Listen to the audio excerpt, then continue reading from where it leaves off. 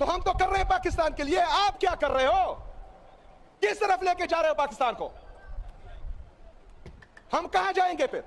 احتجاج نہیں کریں گے تو کیا کریں گے؟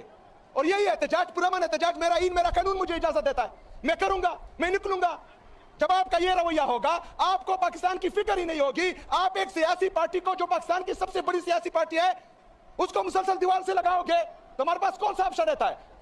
آپ ہمیں دوسرے درجے کا شہری سمجھو گے، ہمارے پاس کون سا راستہ رہتا ہے؟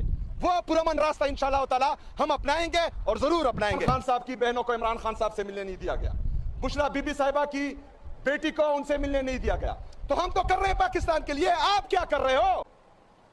پاکستان کے لیے، پاکستان ہم سب کا ہے، مشترکہ ہے، کوئی آج اقتدار میں ہوگا، کوئی نہیں ہوگا، کوئی آج عہدے پر فائز ہے، کل نہیں ہوگا، لیکن جب کرائسس آئے جناب اسپیکر، میں اپنا پولیٹیکل کیپٹل ایٹ سٹیک کر کے جو ہے وفاقی حکومت کی میٹنگز میں گیا، اور وہاں پر میں نے بولا، ان کا پریزیڈنٹ بھی موجود تھا، ان کا جعلی وزیر اعظم بھی موجود تھا، باقی لوگ بھی موجود تھے، میں نے وہاں پر یہ کہا کہ آج میں اپنا پولیٹیکل کیپٹل ایٹ سٹیک کر کے آپ کی اس میٹنگ میں آیا ہوں، لیکن میں یہ بھی امید کرتا ہوں کہ آج میں پاکستان کے لیے یہاں بیٹھا ہوں، کل کو آپ پولیٹیکل ڈسکریمنیشن ختم کریں گے، آپ ہمارے ورکر کے ساتھ زیادتی نہیں کریں گے، آپ ہمارے لوگوں پر جو ہے لاٹھی چارج اور یہ باقی چیزیں نہیں کریں گے۔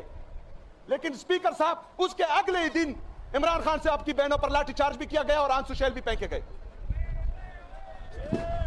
جناب اسپیکر،